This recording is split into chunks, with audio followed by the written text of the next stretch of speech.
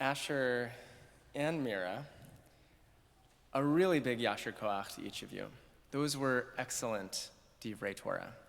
They were so rich in Jewish wisdom, hard truths, and moral clarity, and you gave us so much to think about that I kind of just want to say Yasher Koach, thank you, and Shabbat Shalom, and be done with it. But no, I won't actually leave it at that. There's so much more to say.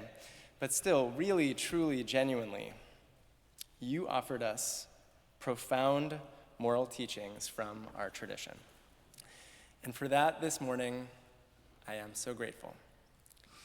Asher, you approached head-on one of the most challenging laws in the Torah, what's called lex talionis in Latin, the law of reciprocal punishment, or an eye for an eye.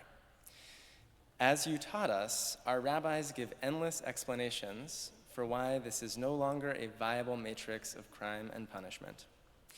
Even though 2,000 years ago, our sages understood that this notion would yield only a never-ending cycle of violence, it's still something that you hear today in certain corners of the political world.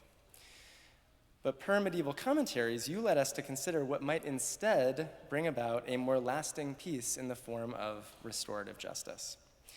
That is, a system in which a perpetrator and victim can together find some new way forward. Lest we think that that is merely a modern lefty fixation, it's worth noting that the Lubavitcher Rebbe himself famously emphasized restorative justice over an eye for an eye as a model for tshuva, repentance, and reconciliation. And you reminded us of its potential as we seek to repair this broken world. And Mira, you looked at a different set of verses, but you likewise followed in the rabbinic tradition of turning the plain sense of the Torah on its head. As you explained, focusing on the blemishes that make a person unfit for leadership, our rabbis taught that what really makes a person qualified for leadership is not their physical perfection, but their ability to discern between right and wrong.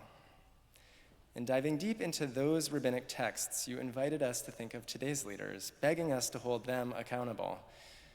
Instead of condemning or blaming entire peoples, you reminded us to go straight to the source, taking our leaders to task and resisting the impulse among peoples to hate each other. All of this wisdom, Mira and Asher, speaks for itself, noting the brokenness of our world and using the Torah to help us repair it. These days, as we know, the world is deeply in need of that.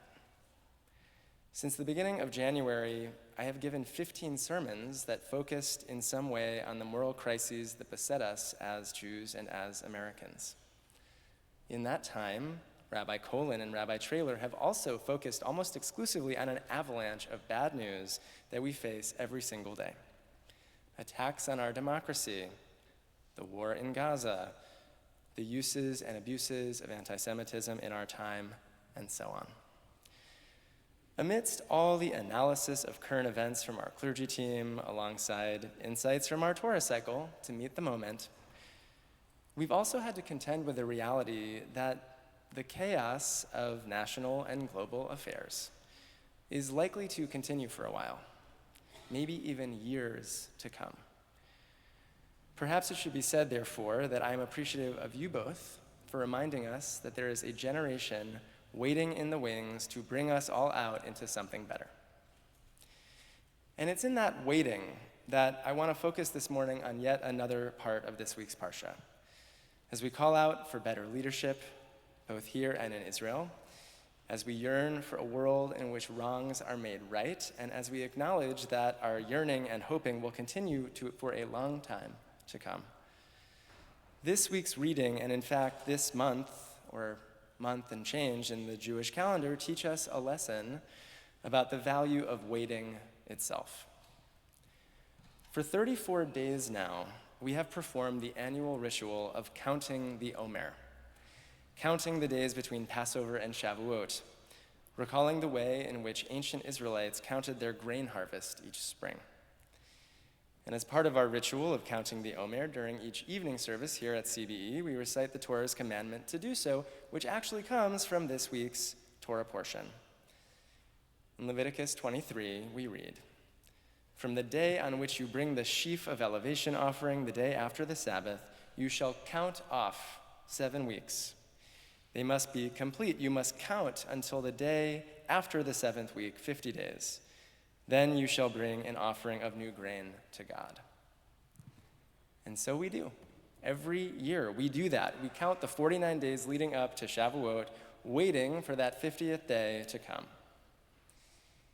Even if ancient Israelites understood this as an agricultural accounting before getting taxed, essentially, on Shavuot, the rabbis of the Talmud couldn't resist finding some way to make the Omer relevant in diaspora.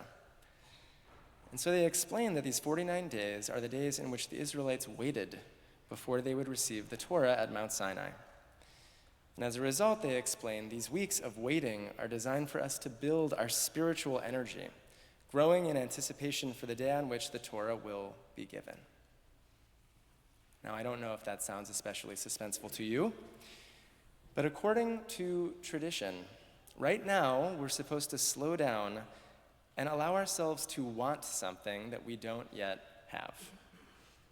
Day by day, we're supposed to really feel the time in which we go without whatever it is that we want, namely Torah, but possibly peace, possibly an equitable society, possibly some kind of security, or who knows.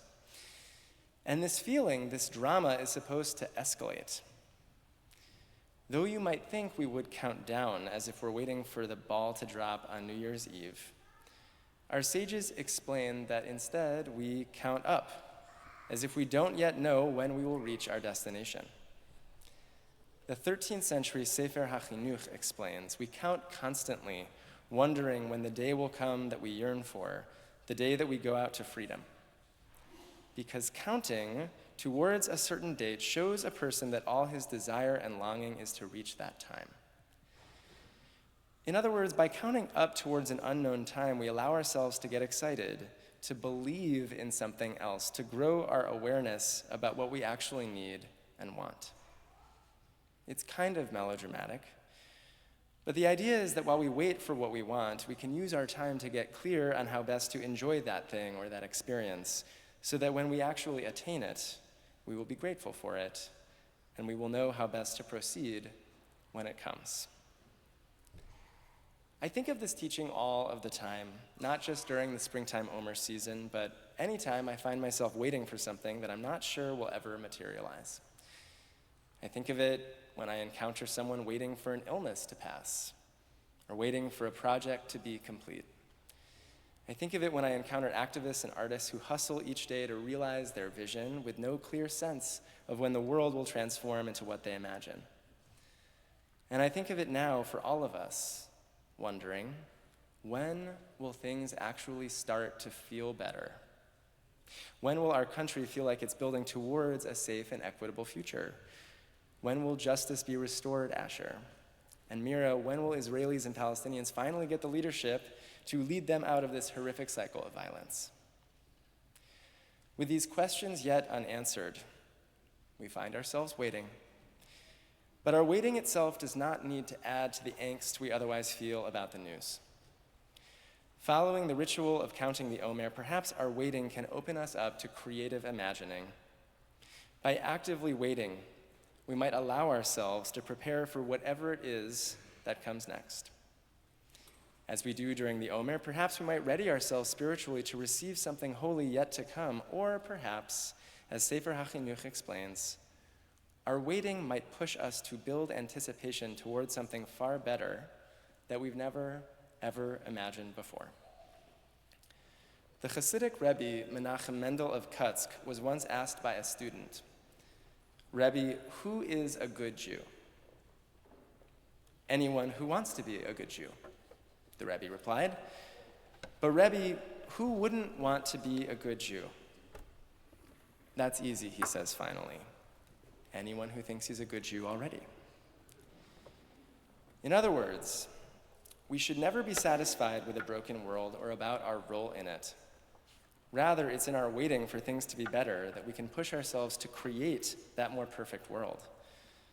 And so we continue counting up, imagining a world to come that is so much better than anything we might have assumed possible before.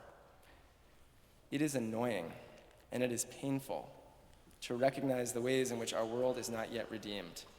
It is excruciating even to consider that we may be in this mess for a long time to come. But in our waiting, we're able to receive the wisdom that you both preached, Asher and Mira. We're able to imagine something far better like you described, and we can carve out space in which we might make it so. May we continue to count these days. May we continue to imagine something better, pursuing it, believing in it, and making it real. And as we wait for that dream of justice, slowly and deliberately, may these days continue to count. Shabbat Shalom.